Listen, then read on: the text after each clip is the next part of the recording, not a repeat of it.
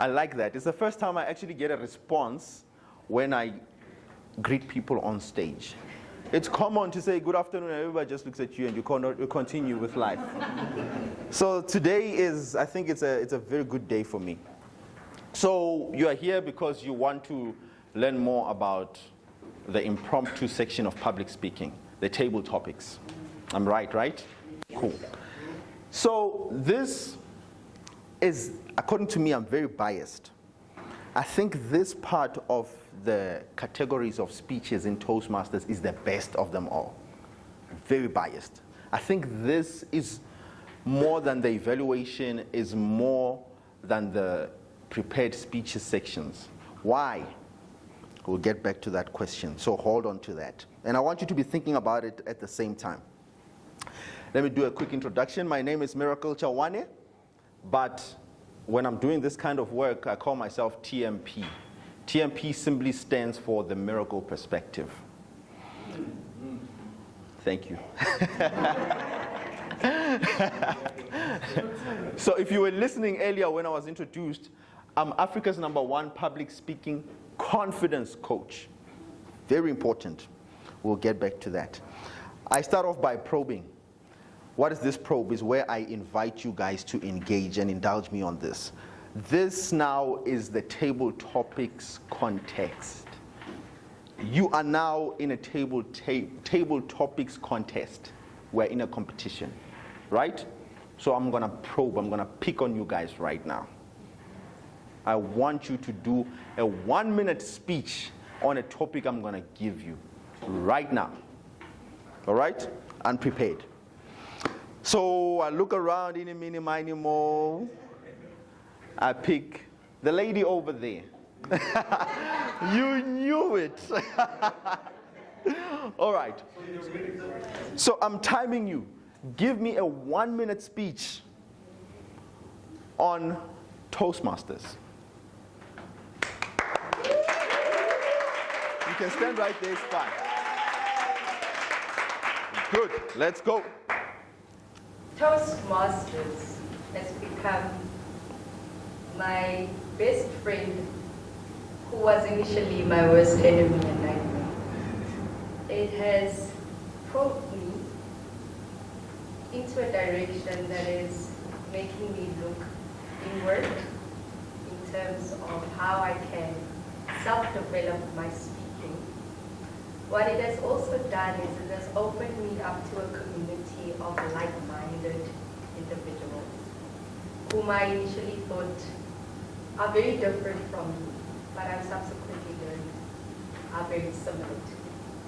We share common fears and we share common goals, and I feel very fortunate to be part of this community. Simply because I am making a contribution to enhancing those around me, and those around me that I've met have made a substantial contribution to enhancing it.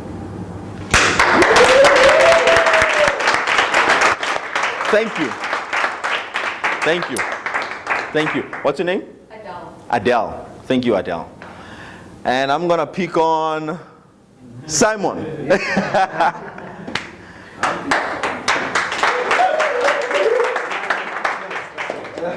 So I'll give a quick introduction based on the performance. I'm going to hear his performance, then I'll give a quick introduction of him.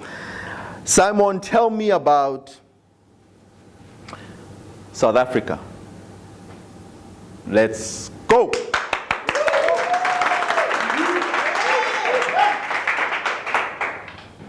This is a topic I would say would suit me especially, for me to be able to talk about South Africa. I was not born in this land, in South Africa. In South Africa, I managed to meet the person that I thought I wanted to be. I managed to become the stranger that would transform into someone I wanted to be. South Africa is made up of different cultures and people and languages. I came with my own language that was not understood in South Africa. But I decided I must fit in. And today I find myself among South Africans and other nationalities deciding to tackle one goal, to find ourselves, to describe ourselves in words that would suit us. Thank you. Nice.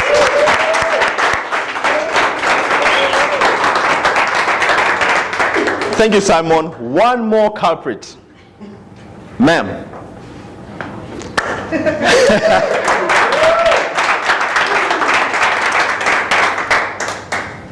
Tell me about the ocean. Over to you. The ocean. Which ocean? The Atlantic Ocean or the Indian Ocean? Let's talk about both. I remember when me and my family went on holiday to this one particular ocean. I've got a 21-year-old boy and I've got a 16-year-old boy. As we're sitting by the ocean, my 21-year-old boy says to my husband, "Can I have a Corona for breakfast?" My husband goes like, "What the hell? You haven't even had breakfast yet, and yet you want to have a beer. Don't think that when you're 21 years of age, you are my friend." I said to my 16-year-old, "Boy, let's give it space." We went to take pictures. When we came back, my husband was sitting with a Hunter's Dry, my son with a Corona, viewing the Atlantic Ocean. For me, that was a turning point of how two oceans meet together. Oh, wow. You grabbed it someone who was busy saying, "Call me, call me, call me. I want to show you." And you showed us. And to all three of you, well done. That was great.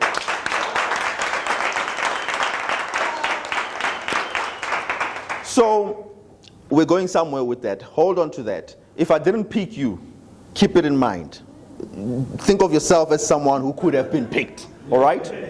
Keep it in mind. We're going somewhere. So who am I and why do I call myself by the way, I called myself Africa's #1 public speaking confidence coach. Nobody called me that. I'm sure you've never seen me anywhere on the billboards. Never seen me on the billboards as Africa's #1. Exactly. So I coined myself that. Personally, I'm a 3-time champion, if not 4. I'm actually not sure. I lost count. 3-time champion of table topics in Toastmasters, up to district level.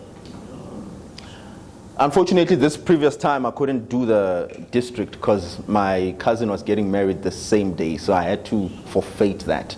But I had won. I was supposed to be performing there. And I'm an author of The 5 Rand University. Contrary to the title, it has nothing to do with money. Little to do with money, but it's about personal development, identity, and confidence. That's what the book is about. This is me in my element of coaching, training, public speaking, and helping people develop. TMP is the brand, the Miracle Perspective. Miracle may seem like I'm referring to myself, but again, I coined my perspective as an extraordinary, magnificent perspective. That's why it's miracle. It's a wordplay. But the belief is that everything I bring, even if it's a normal topic, I'm going to bring a miracle out of that topic. So that's how I coined myself the Miracle Perspective. So I do coaching. When I said I'm going to introduce him after this, is because he's my student. And I was happy with his performance. And that lady next to you is also my student. And why am I telling you this? Is to tell you that after this, I'm going to pick on them again. And they know when we meet, we're going to have a lot to talk about. So, ladies and gentlemen, why is it relevant? Why did I say table topics is the best? Because of this. You need table topics not only to perform here. Job interviews are all about table topics, impromptu speaking. You may get a curveball outside of something you've prepared, and they ask you, tell us about the one time where your team was happy with you. You were not prepared for that topic. How do you perform? Table topics in workplace meetings, presentations. People get promotions because they literally raised their hand and said something that was effective in that particular meeting. Media, radio interviews for people who want to be media personalities, you'll have to be a master at table topics. If networking, social events, most of us here, we don't know each other. When we meet, what do you say? You look at your face, oh wow, beautiful lipstick. Okay, then what? You understand? It's table topics, and that's how you connect. You build businesses out of that. The list is endless. For client meetings, business pitches, academic, professional panels, everyday life situations, leadership and management. You need to be a master at thinking on your feet. So table topics is more than just a performance. And that's the reason why I said I think table topics is more important than all the others. Because it's not all the time that you will get time to prepare for a speech. It is not all the time that you will be evaluating people. But it is all the time that you're going to be interacting with life, and you have to show up. That's why table topics for me is the best. So now that I managed to buy you into my love for table topics, I'm happy we are moving together. Where does it all begin if you want to be a master at table topics? I'll bring it back to you again. Quick evaluation. What was your key takeaway from my performance? Remember earlier I was called to give a table topics. By the way, full disclosure, I didn't know about the topics that were in the box. I knew nothing about them. I was not told that we wrote these topics, whichever one you choose, you'll have to speak on it. I didn't know. They just told me you're going to do table topics and you will choose a slip from the box. And that was the first time you knew about the topic, was the first time I knew about the topic. So now back to you. What do you think about my delivery and performance after getting that topic? Anyone to raise their hand? Just tell me what you saw. Sir. I enjoyed the way that you eased into the topic while giving you some time to kind of get your story straight. You were engaging the audience, asking them, this is not just for me, it's for you. And then it seemed like you aligned your story and you just went into it. Great observation. Someone else? I'm going to get back to you, sir. What I learned from you is that it's important to have the basics right, the principles of public speaking. Once you can have that locked, then you can, because whatever topic you get, you just have to apply the principles of public speaking, your hand movements, your body language, contact with eye contact with the audience, things like that. So that's what I learned from you, is that I see that you've locked the principles of public speaking. Therefore, you can only have to worry about now just the content and deliver the content. Great observation. Sir? Yes, okay. What I liked most was the way you quickly moved to a story that you are familiar with. You went back to your bank and you filled up the time with the story that you could tell easily. That was my observation. Great. Ma'am? I think I can understand why you call yourself the number one confidence coach. Because your confidence showed up and showed out. So I think that's what stood out for me. Like, you had a lot of confidence in what you were saying. Because, like, I think you owned your story. Awesome. Last person, ma'am? I was just going to add on that the tone of your voice kind of like gave it away as if you knew the topic already. So I guess it was really confident. I also felt it, see. Let me not close you out, sir. So I've seen you speak and do table topics quite a number of times, and I already sort of know Miracle's framework. The Miracle framework in the past was we're contrarian. They'll give you a topic and then you just go left. But today you showed me that you have another framework. Okay. Which is complete. I do not know whether you do it consciously, but you seem to be using frameworks. Either you're contrary, but today you started engaging the audience. Use a story and then derive like a take home from that story. What's the meaning of this story? And then you close off from there. But it's like, I do not know whether you do it consciously. You choose like framework. Yeah, I'm using this framework, I'm going to be contrary, I'll just go left side. And then today, but you just had that framework and then you worked through it. Thank you. Thank you for that. Thank you for actually endorsing me as a master. You want to say something? You're burning. Your table topic was quite a serious subject matter. If I remember correctly, how to deal with Failure, yeah. But I enjoyed that you managed to bring in an element of added humor that Awesome. Thank you for that. There's a reason why I'm asking you this. With everything that you said, it's something you can apply in your own life as a speaker and this. But where does it all begin? How did I get to that stage? Because it's not something that you can now stand up, I can do it too, and you see. But where does it all start? Here, the exact same place where everything starts. In your mind, the psychology, the mindset. What is your mindset? So my presentation today is really mindset, because there's no other type of preparation I can give you. You can't prepare table topics. You can't prepare to meet the president. What if you don't meet the president? What if you meet the president now? You don't have time to prepare.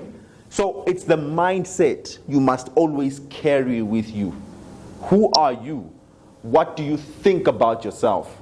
And everything you pointed out, I think I'm confident. Personally, I think I'm confident. Is it right or wrong? Who cares? It's how I show up. And that's where most people get stuck. Self-sabotage. Most people are stuck there. The moment you get a topic, give a speech, you're already thinking a lot of things outside of what you're supposed to do, which is now sabotaging yourself. Oh, my hair. They shouldn't have called me today. Oh, my speech. Am I going to deliver? Oh, the English. Oh, this. It's self-sabotage. Will I even answer the correct topic? Then you limit yourself. Self-limiting beliefs. Now you take all your experiences with your past failures. Now I have them here with me. Everyone is seeing my weaknesses. You pity yourself. All of that is happening in your mind. Nowhere else.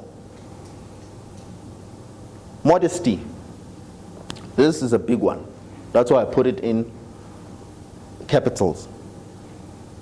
You guys try to be modest. I don't know, modesty has been sold. It has had the biggest PR in the world. Be modest. Be humble. Fit in. And you can't stand here. You see me standing here. By virtue of me being in front of you, I'm not modest. You guys are sitting. Why should I want to act like I'm also sitting? So it's the mind frame of a speaker. The moment you get an opportunity to stand in front of people, you're already outside of the average. You are out of the ordinary. You can't carry yourself with the bench. You can't come here with the seat mentality and want to show up with the seat mentality. The moment you stand up there already up, damn, I'm going to show these people. That's the mind frame you should be on. How my lady stood up and be like, whoa, I couldn't wait for this experience. She couldn't wait for the opportunity to talk about the ocean. Now we know about her husband, her child who's 21 years old, loves Corona. You see, we know all of it. She took the opportunity and ran with it. And that's the mind frame you should be on. Every time you get an opportunity to stand and say something, look, own it. Kill it. Don't be modest. Don't be. There's nothing modest about you standing in front of people. Already you're full of yourself. By the virtue of you guys sitting down, I'm full of myself. You are going to listen to me, all of you. Damn, I'm full of myself. So I need to give you a reason why. Right? So it's also part of respect. You are respecting your listeners by giving them the best of you. So, but if you come here and be shy, be second guessing yourself, you're not respecting your ears. So it's a mind thing. It's the perspective thing I was talking about. Comparing yourself to others. On the stage of competition, you're already thinking, damn, we stood up as 7 contestants. What if I say something that's not as good as the previous speaker? It's your mind. And the way Toastmasters does it, the table topics, when you give a table topics, you don't know what the first speakers before you said. But somehow in your mind, you already think the other person could have given the speech better than you. Self-sabotage. You are comparing yourself to something you don't even know. So what you need to do when you stand up and give an unprepared speech, forget about what anybody could have said. Going to the mind frame you spoke about. So I'm actually jumping the gun. I'm going to talk about this somewhere in the slides. But the mind frame, the biggest mind frame I use whenever I speak is be you, bro. Just be yourself. And being yourself is dangerous. Very dangerous. Because what if everyone seated down is not like you? And you say something that is actually provocative to everyone seated down. It's very risky. But I'm willing to take the risk. And that's what you need to be willing to do when you stand up here. You can't be the same as others. You have to stand up and do it. I remember there's one topic, the one where we performed in your club. I think it was something about if you have money or success or what? I forgot, but it was something along the lines of would you prefer to have success or would you prefer a good life? Something like that. It was money or something, but it was money and something good, generous or something like that. But yeah, that's which one would you choose?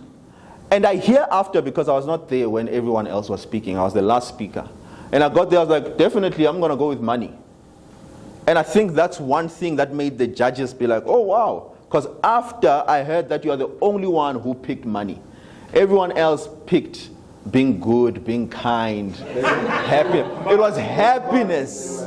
It was happiness. The topic was money or happiness. And everyone chose happiness. I would rather be happy with my family. When I'm happy, I've got good energy. I'm like, damn, money, happiness for what? I want the money. So you can see amongst people who want to be accepted, and I know most of those people who said happiness, they're lying. They want that money, but they felt like, damn, is it going to be all right? You get my point? So it's like, be yourself. Say it. You know you want to say it just. You get my point? So comparing yourself with everyone else will be your downfall.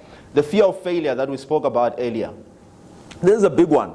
Because all of us have fear. And failure is one of the biggest one. Because it's embarrassing. Let me run a quick exercise with you guys. Who can raise your hand? Tell me the one person you remember who once embarrassed themselves in front of people. One person you remember who once embarrassed themselves in front of people. 5, 4, 3, 2, 1. Good. Time up. You don't remember anyone who embarrassed themselves in front of people. When last did you embarrass yourself in front of people? Raise your hand if you remember. If you remember a time where you embarrassed yourself, raise your hand. You can all raise your hands, it's fine if you all remember. 5, 4, 3, 2, 1. That's the exercise. I don't need the answers. That's my answer. Nobody cares about your embarrassment. The same way you don't remember anyone who was embarrassed in your presence.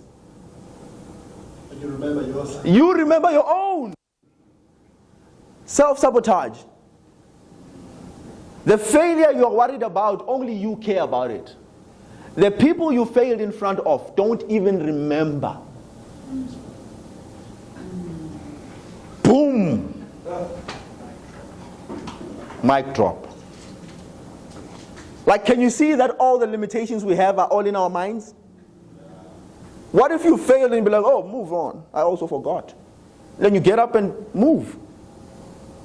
So the biggest obstacle when you are standing in front of here to give table topics is, damn, what if I answer wrong? What if I fail? What if? It's all the what ifs that are in your head and they're limiting you. And people won't remember you after that. You will go home feeling like, yo, what was that? Yo, you won't even come back to Toastmasters. There are people who stopped coming to Toastmasters because of the one time they feel like they embarrassed themselves. Couldn't come back. But we don't remember. We don't even care. So free yourself. If you want to be a great table topics master, you got to free yourself. Take yourself as human. Accept yourself as human. I'm human, man. It's okay to fail. I'm not perfect. You have to get rid of the perfection thing because it's holding you back. And that's how you become great.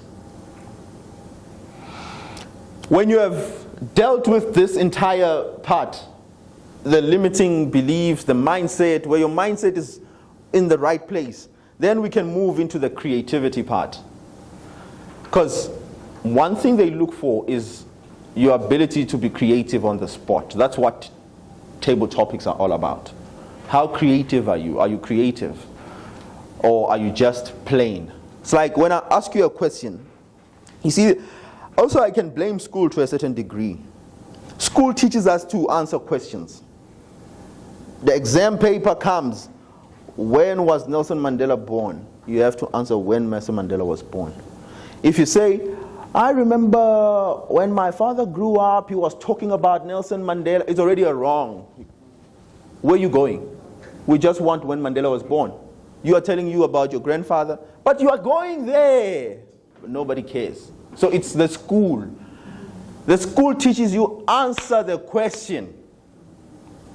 And it limits our expression. In life, you don't answer questions, you engage. And engaging doesn't care about the right answer. You have to be creative, because creativity is literally the most authentic you can be. Every one of us is creative.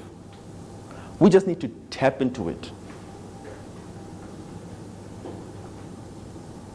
We just need to tap into that. But we limit this because of example of education. It limits your creativity. You don't have that platform and the space to be creative. But when you're authentic and true to yourself, you know that I asked you about an ocean, but you now, a son and your husband came to your mind. Talk about it. It's life. And we accept it here because the space allows. But what if the world really wants that? And the penny drop is that the world really wants that. Because that's how you engage with the world. Not by asking a question and you are responding. Do you know how tough that conversation is? So tell me, why are you here? For the workshop. Oh, okay. And who did you come with? Alone. Oh, okay. And what did you eat this morning? Nothing. Oh, okay. Ah, come on. So in networking, that framework doesn't work. Hence I say table topics is not just about performance. It's a day-to-day. It's a conversation starter. Oh, so why are you here today? So I'm in a journey to become the best and Africa's #1 public speaking confidence coach. And I realized there's a limitation, and the limitation is that I'm not exposed to enough people. I can't be the extraordinary coach that I need to be. So I need to meet people. And that's why I decided, let me join this session today. Perhaps it could expose me to a people that could benefit me in my pursuit of becoming Africa's #1 public speaking confidence coach. Oh, wow. Now it's moving. So that's table topics. Does it make sense? So Jordan Peterson, he said these words, that for you to speak, you're already at a risk. You're at a risk of offending people. Because if you are going to think, you must know that your thought might be contrary to someone else's thought. Might be provocative. Why is that? Because you are you. You are not anybody else. And the responsibility we don't have is to control how someone else perceives you. You don't have that responsibility. You can't control how when you're on stage. Because you're thinking, if I say this, will people judge me? You know? There was this Steve Harvey show the Family Feud. I was watching that, and one of the questions was like, what is, name a body part that's below your waist. My mind already knew the body part, and everybody, you also know the body part. You also know the body part. But nobody said it. Nobody said it. Someone went all the way down to toes. I'm like, come on. Everybody knows. But you can't be, somehow, our society makes it difficult for me to say, oh man, my body part is the one I enjoy the most. Because damn, what are these people gonna say? They'll think I love 1, 2, 3. Yeah, what not? I love it, so that's who I am. So, but imagine a world where all of us were just authentic. And we are okay with being judged. Because you can't avoid being judged. It's, hey, sorry for you who judges. But I'm going to be me. The freedom to be me allows me to be creative. You get my point? So it's very important. It's all mindset issues. So on the issue of authenticity, I go to the gym. Every morning, wake up at 5, go to the gym. Why? Why do you think I go to gym? Don't answer, don't answer. And don't answer. Why do you think I go to gym? Okay, someone else? Train your muscles. To train my muscles, okay? Okay, to look good. Someone else? For motivation, okay? Huh? To be healthy, okay. Someone else? To gain strength. Oh, mental strength, okay, yeah. You really want some quiet time. Quiet time, okay. I love it, okay. I also know that a lot of people go to the gym for trauma healing, so that could be one of the reasons. Okay. Thank you for all those answers, and I'd like to announce officially to everyone that the only person who got it right is these two ladies. I'm going to gym to look good, to look sexy naked. I want to look sexy naked. If I was there at my body goal, I wouldn't be wearing this shirt, I promise you. I wouldn't be. I would be on that vest. So that every time I say that thing, it's also agreeing. Yes. Yes. And every time I say big, you're also looking at the chest, and the chest is coming out. So that I make women feel jealous of my wife, number one. And I make the men insecure about themselves when I stand. That's all I'm gymming for, people. So for the men that are here, look, you have a solution here. You do have a solution out of this problem. Either you wake up with me, go to gym, let's fight this together, so that we don't have to feel somehow about each other. Or you could be waking up midnight every night and pray for my demise, so that I never reach my goal. So, but hey, I'm fighting hard, eh? That prayer might not work. So you better step it up. Better step it up. I'm coming for you. So you see, all of you, most of you, and I think you guys cheated because of what I was talking about.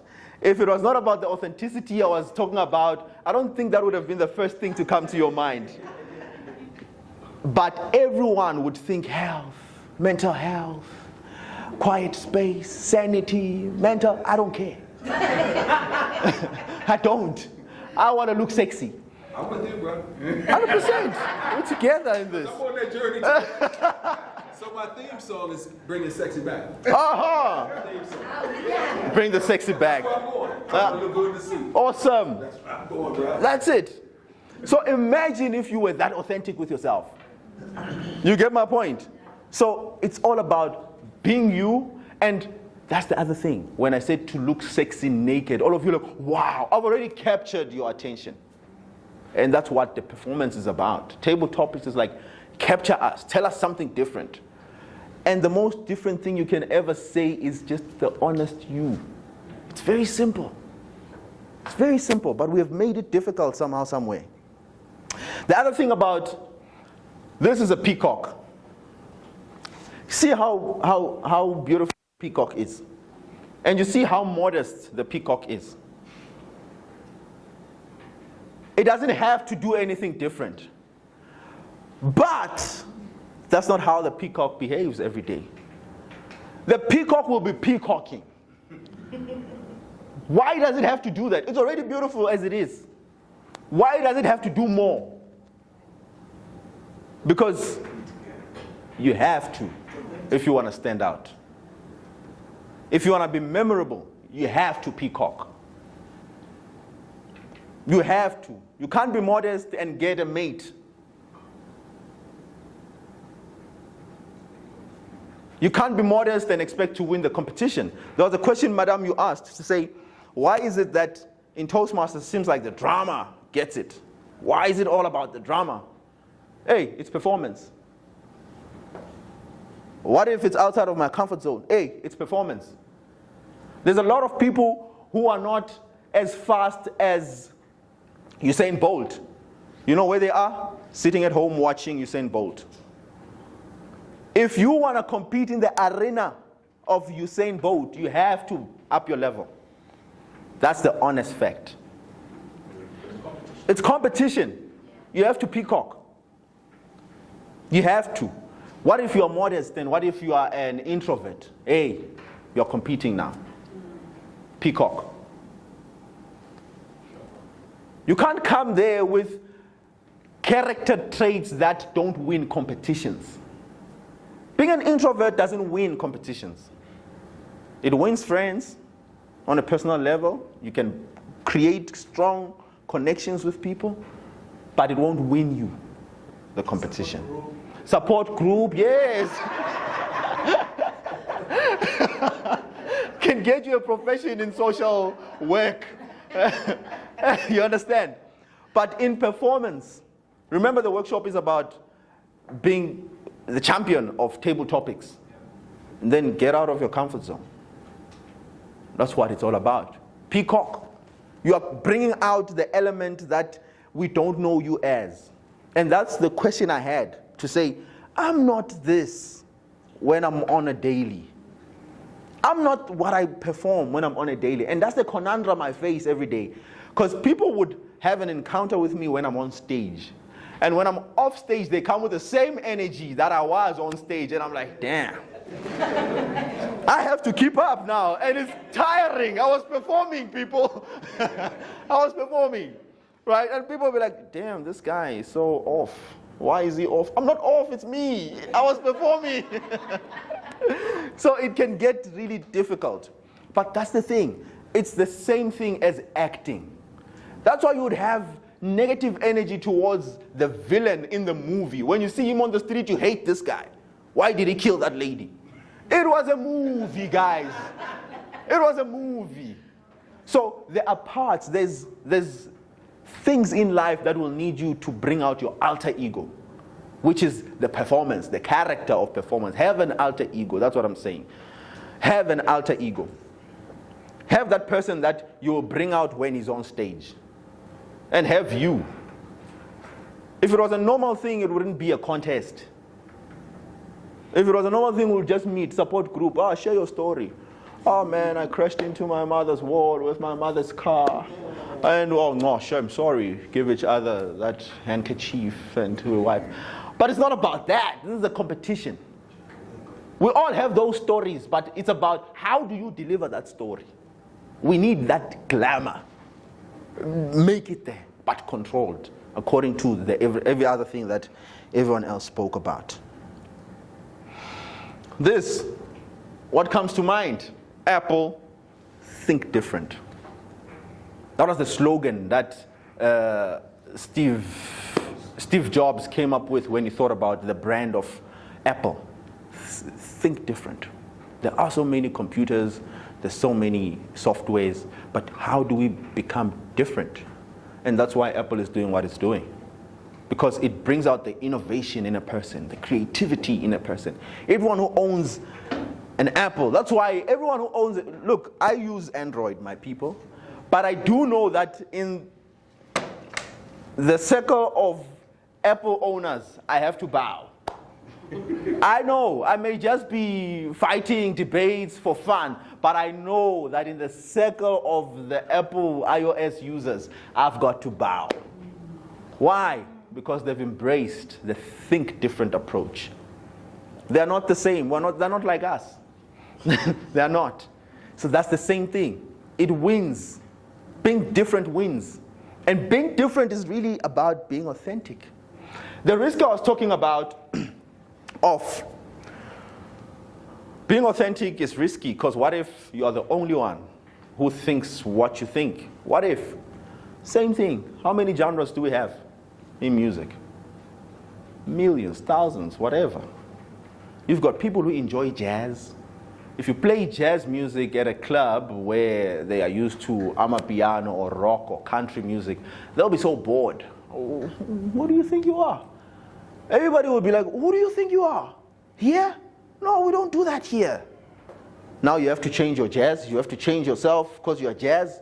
No, you don't have to. Go to a different audience that will accept the jazz music. So that's life.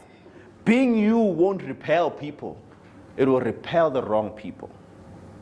And you will be aligned to the people that are aligned with you. So it helps. But when you're wishy-washy, then nobody really aligns with you. They align with the character you portrayed for that moment. And it's tiring. Speaking like this because I've got experience in this. I've tried to dabble being a pastor's kid. Tiring. You have to be accommodative to the whole church. People who have short tempers, people who have long tempers, people who will just threaten you that, yeah, because you told me this, I'm going to leave your father's church. Now you have to apologize, but I'm sorry. For what? I meant it. But I had to come from that environment where I can't mess up this thing that my father is doing because of me. So adjust yourself, brah. So I've always lived this life of adjusting yourself. Perform so that you can be accepted. Always be accepted, because the tithe as well, you know. If you don't do the right thing, people won't tithe anymore. You come out looking nice, they're like, oh, that's our money. So you can understand the type of environment I come from. I'm very qualified to talk about being authentic because it took a while for me to try. I'm still trying to be authentic. Stand up and say it like you have it in your head. It works though. It works. Now, with everything I've said, table topics contest number 2. I'm going to call upon 3 people to give us a speech. With everything I've said, keep that in mind. Be yourself. Be authentic. Allow yourself to peacock. Now we want to see. And culprit number 1 is Adele. Yes. So, tell me, Adele, about peacock. The peacock is such a metaphor to Adele. The modesty and reflection that has been shaped by society's norms and expectations has allowed that peacock in me not to flourish and peacock. So I am Adele, the flourishing peacock, confident in my wings and culture and color, and from the calabash of South Africa that I'm from. And I am here to flourish. I'm here to spread my wings and fly with all of the greatness and possibility that God has instilled in me. Nice. Nice, nice, nice. And the next culprit is Simon. Tell me about this bottle of water. Over to you. I like the way everything reflects back to the person. Now, when I look at the water that he wants me to describe, I feel that I must find something in me that will resemble that water. When you find water in different places, it will have a different meaning totally. For example, in the sea, the water can be violent and can be a representation of disorder when it moves, when the waves move. But when you find it in a bottle like this, it means quench your thirst. For me, I want to quench my thirst of being who I want to be, to fight fear, to be the person who can speak with authenticity and feel the stillness in me like water in a bottle. Nice. Nice. And last but not least, I want to call upon on stage to give us a speech about a sweet, the sweets we see on our tables. Sir, over to you.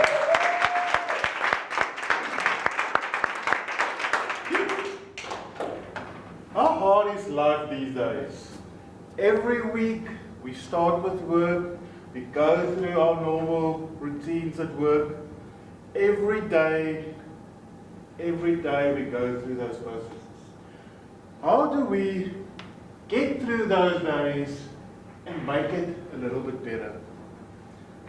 Well, sometimes we use certain parts of life to get to the sweeter part of life.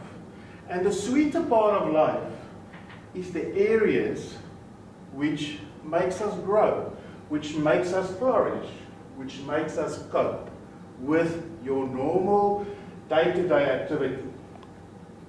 How do we compare sweets with lovely relationships? How lovely is my relationship with my wife compared to a bowl of sweets on my table? Excellent. Brilliant. Nice.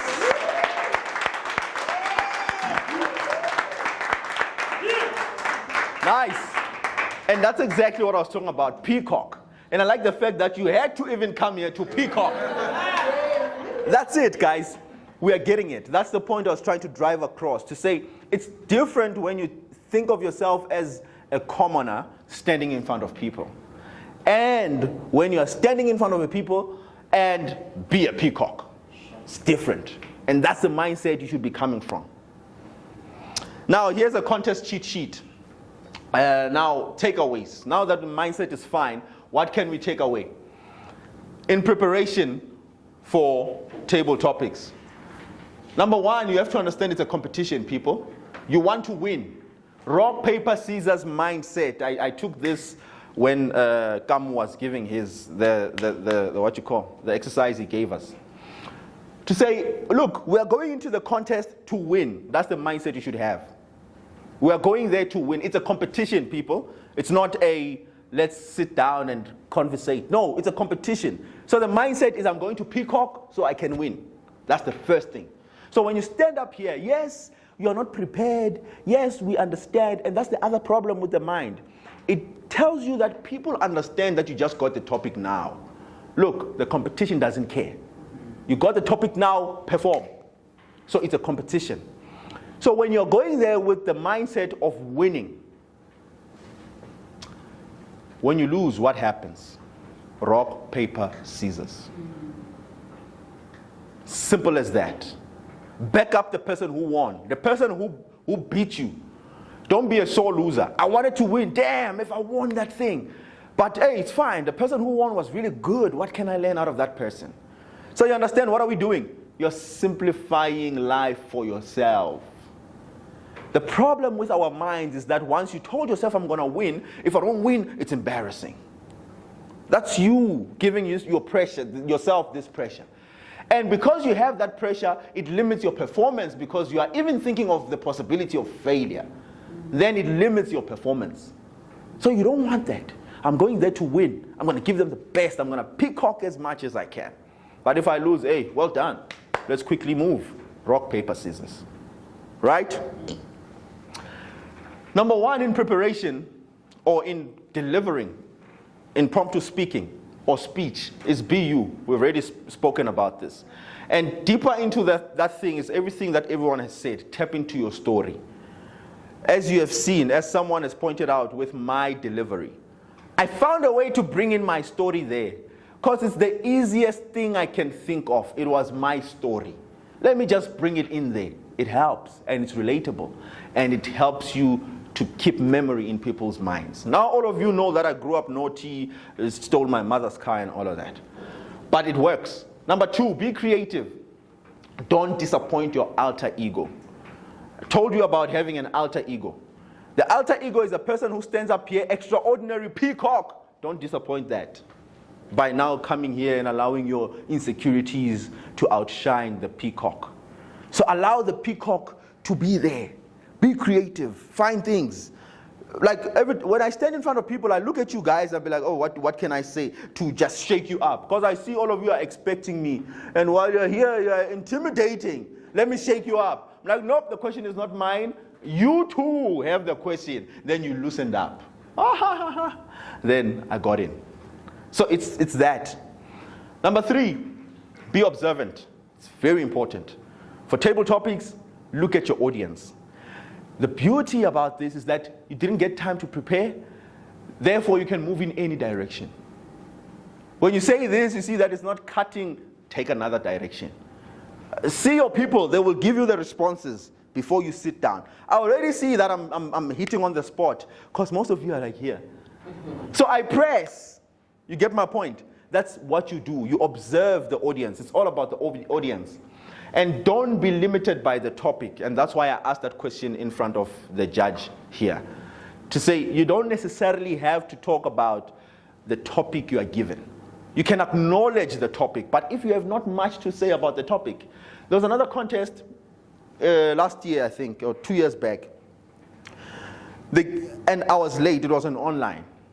I had connection issues. They called my name already. I couldn't. When I got back, it was already done. I lost it, and I knew I could have won. You know why?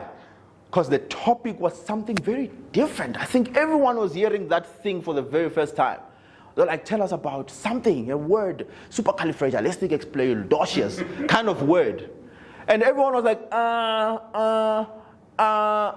People didn't do much, and I knew if I was there, I would have killed it. Why? By not fixating on that thing. You know you don't know much about what they asked you. Why try to force yourself? Acknowledge, oh wow, I would like to learn more about that topic. What a beautiful topic. I'd like to meet the person who came up with this topic. Damn, but if I were to talk about this, I would rather say choosing a better word is good if you are going for an international speech contest when you are giving the topic to a diverse group of people where they might not be on the same level of English as you. You see, I've just curveballed it, and everyone will be like, wow, we all thought the topic was difficult. So you are helping people, and at the same time, you are helping yourself navigate the topic. So don't be limited by the topic. Number 5, read the audience and talk to them. It's about the audience. It's not about you. You just go there knowing I'm going to be me, but also it's about the audience. Number 6, be different. We already spoke about this, but the key is kill the opening. The opening is everything. The opening tells people that you're not intimidated by them. The opening tells the people that you're actually confident. The opening tells people that, hey, you know what you're talking about, even if you don't know. But you just bring out the aura. It's very important. And think of yourself as a peacock. You are performing. Think of yourself as that. Number 8, deliver according to the presentation guidelines. They've already taught us about that. I'm not going to go deeper into that. That's why, for me, it was to give you and drill in the mindset. Because it's all about mindset. You can't prepare. Content-wise, you can't prepare for table topics. And as we drive it home, this all comes down to communication at the end of the day. Presentation, but it's all communication. You are talking to people. And what are the backbones of communication? Nothing is possible without effective communication. You can't give me the bottle of water if I'm not clear about my request for the bottle of water. You can have the bottle of water knowing that you don't even need it. You can give it to me. But if I say, when a person is thirsty, damn, you sweat. When a person is thirsty, you hear by the voice going out. When a person is thirsty, and that time I'm the one who's thirsty, I just want the water. You are not effective in your communication. But if you can go there and be like, can I please have a bottle of water? You're effective. That's communication. It's what it is. Effective communication means it's timely. You say what you need to say when you need to say it. It's clear for all parties to understand, the sender and the receiver. Right now, I'm the sender. I'm the one sending messages to you guys. Whatever I'm saying here has to be clear to all of you. And that's why they spoke about the use of terms that are not familiar with your audience. That won't help you because you're not effective. The audience and the receivers are not getting your message. Also, you have to have the ability to give or take instructions. That's effective communication. Someone could be talking to you. You must be able to take that instruction for the communication to be effective. And you should be giving clear instructions. That's what communication is all about. And once you become great as a speaker, then you know that I've got to be effective in communication. And last but not least, things that you could enhance your creativity. In summary, number one is know thyself. All I was saying throughout this presentation was know yourself. Be different. How can you be different if you don't know yourself? Different from what? Know yourself, because it's the foundation of creativity and authenticity. Know yourself means asking yourself the real tough questions. Like getting deep with yourself. We all have past stories that we don't want to go back to. But you running away from those stories limits your authenticity. Because you are made by all your experiences. You need to get back there so that you can understand, this is who I am. I've gone through this. Look, it made me who I am. May not be beautiful, but it made me who I am. What can I take to help me deal with life today from that story? So it's knowing yourself. Number two is be unapologetic. And why should you be unapologetic? There's this principle that I came up with when I was busy interrogating life. I was like, why is life so much like this? Why is it difficult to be yourself? No, shouldn't be difficult to be yourself. All you need to do is check your heart. Which place of your heart are you doing what you are doing? Which place of your heart do you come from when you say the things you are saying? Because I don't want you to be misled and think that when I say be authentic, say the most outrageous thing, I'm saying go and now offend people on purpose. No, check your heart. Why are you saying what you're saying? I said I want to look good and sexy naked. Why did I say that? The reason had to make sense to me so much that it's not for harm. I'm not trying to harm my audience, but it's to drive a point across. And that's why it's okay for me to say that. So when you come from a point of honesty, you check your heart told you this is fine and this is really me. Even if I'm in front of the judge, I don't see any other way of saying this. It's exactly what I wanted to say in line with who I am. Then be unapologetic about it. Then you are discharged. So you need to check yourself. Lastly, for you to be a killer at table topics, you need to be educated. Educated, not go to school, get a grade 12 or whatever. Educated with life. Can read books, listen to podcasts, listen to audiobooks, be in touch with people, have conversations. You learn from everyone. Can learn from the guy on the streets. Can learn from a baby. They'll teach you a lot. Actually, I just got, my baby is 2 months old now. Still very beautiful and small, but I'm learning a lot from him. With nothing that he says, but the way he is. I'm like, damn, this is life. And I'm learning. It's only a matter of an opportunity, or who knows what could happen. A topic comes, I quickly go back to the lessons I got from my baby. So you have this well of knowledge, a compartment of knowledge. Allow yourself to learn. Basically, that's what education is all about. Because when you get educated while knowing yourself, you can't be misdirected. Because you know yourself, you've got principles, you've got values that you lead by. Any new information can't mislead you. It has to be in line with who you are. So education is very important in preparation for this. Ladies and gentlemen, all I have to say is go and be extraordinary speakers. Me to you, Miracle, TM Picha, one Africa's #1 public speaking coach. it's finished. So, since we're here, I'm going to give 2 minutes to address any questions that you guys might have. Do you have any questions, anything you want to say about this, and any comments? Did you bring the book?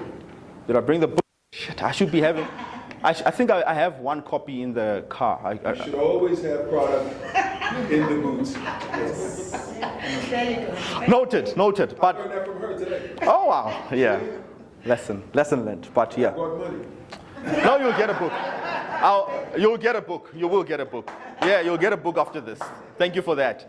Anyone else with a question? Yes, sir. So I just want to say thank you very much. This was really, I'm not sure why you're not paying for this. Well, shoot, Amos. Well, shoot. Why we are not paying for this? It doesn't make sense. But it was valuable information and knowledge. Definitely, we learned a lot, and we're going to take a lot with us. Going back, not necessarily for public speaking or Toastmasters, but in general. I can already see how I'm going to do this within my professional life already. So definitely. Thank you, sir. Thank you. You said you don't know why you're not paying for this. Well, you do have an opportunity to pay for my services with being a student of mine. I coach you one-on-one, and we delve deeper into the issues of unlocking that person that's hidden behind the shyness, whatnot, while you are becoming a greater speaker. And that's why I mentioned the 2 people. I was actually marketing when I talked about my 2 clients. Thank you. Yes, sir. Thanks so much for the insight. I still struggle with, and especially when delivering table topics. The topic is you are thinking on your toes, and then at the same time, you have to speak on it. At the same time, you need to be mindful of time. Yes. Like your time limit for presenting the topic. So how do you harmonize your thoughts of speaking and the time that is allocated to you? So that, because in a contest, it's extremely important. Because if you exceed the allocated time of 30 seconds, you might even get disqualified. And that I've experienced. You're right. You are right. It's a very high pressure environment when you are doing table topics. I'll get back to that. Let me get another question. Oh, it's not a question. Okay. Honestly, when I came here today, I felt, when I got into this job, like, no, this is a trap.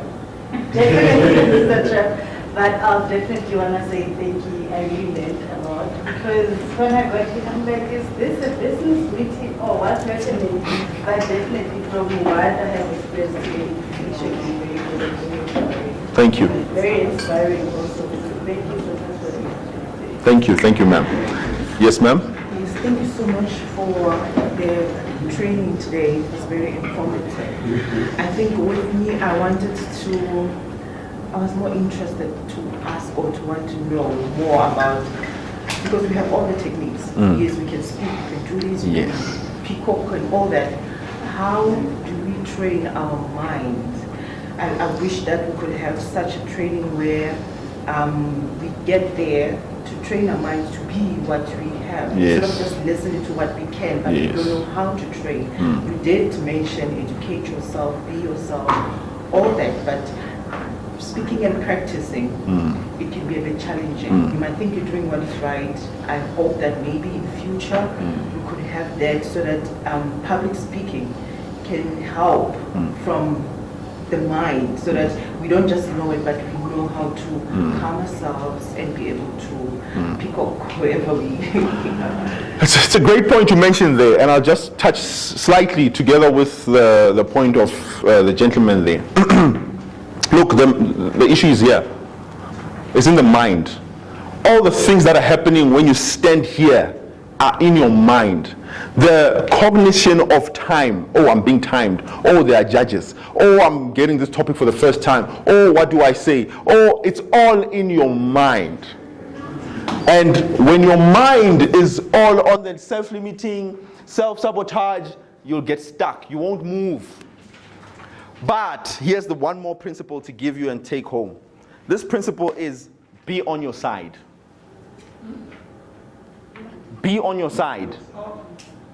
Be in your team. Be in your team. What does being in your team mean? It means you'll do whatever it takes to support you to deliver to your best. I know this topic is new. I know I've got time. Look, I'm going to go my direction, like how I explained it. That's how you do it. And to your question of how do you get to the point of actually being authentic and being yourself, I know the techniques I learned from the book. I know all of this. Look, even if you don't take me as a coach, there are certain things that just need you to have someone to work with you on that. And that's why in Toastmasters there's the mentorship program, to help you go by the hand with someone who is at least more experienced, someone who's just going to listen. Because most of the limitations, listen to me, they are not in our inability to apply techniques. They are in our ability to be ourselves. And our ability to be ourselves has to go with digging into who you are. Who you are right now, your mind is like a bubble gum. You know when you take a bubble gum, throw it in sand, and try to remove all the particles one by one, it'll take you forever. So you need someone to help you remove all the particles, because the limitations are from things that happened in your life. It's things, it's beyond speaking. It's beyond telling you to calm down. It's beyond to say, relax, be confident. It's beyond all of that. It's all in actually digging. And that's where you need someone to work with you. Get a coach and anyway. Then it will help you. Ladies and gentlemen, I think this concludes my task.